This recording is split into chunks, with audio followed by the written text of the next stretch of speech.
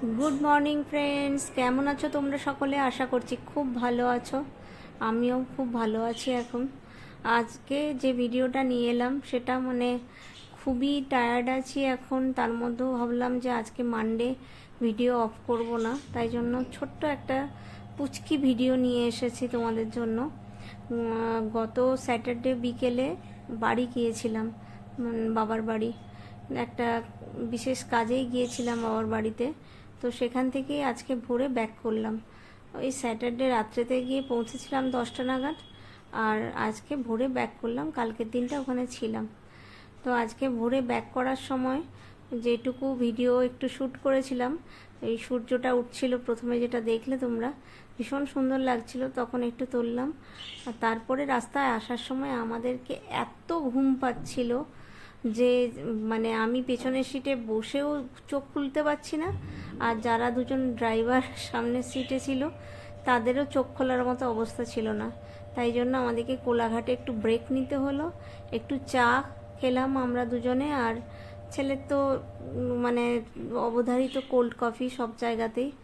একটু cold coffee আর একটু ডিম টোস্ট খেলো, আর আমরা দুজনে একটু গরম গরম চা খেয়ে মোটামুটি একটু এনার্জি পেলাম। ওই ভোরবেলা উঠে আসাটা না ভীষণ চাপের হয়ে যায়, কিন্তু ভোরবেলা যদি না আসতাম তাহলে কালকে বিকেলে আবার বেরিয়ে আসতে হতো, যেটা একদমই ইচ্ছে করছিল না আগের দিন রাত্রি 10টায় পৌঁছে। তাই কোলাঘাটে শেরে পাঞ্জাবে একটুখানি দাঁড়ালাম, দাঁড়িয়ে একটু চা পান করলাম, চা বিরতি দিলাম। আর এই জায়গাটা এত সুন্দর যে একটু ভিডিও না তুলে থাকতেও পারলাম না। ভীষণ সুন্দর দেখতে এই শেরে পাঞ্জাবটা। যারা কোলাঘাটের ওপর দিয়ে রেগুলার যাতায়াত করো তারা তো সবাই জানো এই শেরে পাঞ্জাবের নাম, কারণ অনেক লোকে আছে যারা কোলাঘাটে যায় শুধুমাত্র শেরে পাঞ্জাবে খাবার খেতে। তো এই যে মেন গেটটা এখন ওদের বিশাল বড় করে বানাচ্ছে। তো এই শেরে পাঞ্জাবে একটু দাঁড়িয়ে চা পান করলাম, করে একটু এনার্জি বাড়ালাম, কারণ বাড়িতে ঢুকেই প্রচুর কাজ থাকে, আর এমনিতেও আজকে বাড়ির কাজের সাথে সাথে বাইরের কিছু কাজও আছে। তাই জন্য ভাবলাম যে ওখান থেকে যদি চাটা খেয়ে না আসি তাহলে বাড়িতে ঢুকেই আবার চা বসাতে হবে নিজের এনার্জি স্টোর করার জন্য, যেটা খুবই ইরিটেটিং। কারণ বাড়িতে ঢুকে গেলে আর আমার হাজব্যান্ড চা খাবে না, তখন সে ব্রেকফাস্ট করে অফিস বেরিয়ে যাবে সাথে সাথে। তো আমাকে একাকে বসে নিজের জন্য চা বানিয়ে চা খেতে হবে, তার থেকে দোকানে খেয়ে নেওয়াই ভালো, একসাথে দুজনে খেতে পারবো। তো এইখানে খেয়ে দিয়ে আবার আমরা বেরিয়ে পড়লাম আমার বাড়ির উদ্দেশ্যে, আমার কলকাতার বাড়ির উদ্দেশ্যে। তো এই যে দেখো শেরে পাঞ্জাব লেখা আছে, জায়গাটা তো আগেও খেয়েছি।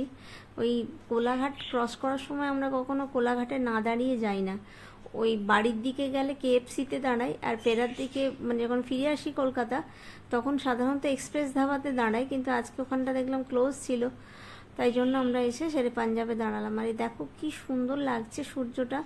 আমরা তো কোলাঘাট ক্রস করে গেছি 6:30টার সময়, তো এত সুন্দর লাগছিল সূর্যের এই লাল আভাটায়, আকাশটা পুরো একদম ছেয়ে গেছিলো, তো সেটাই একটুখানি তুললাম।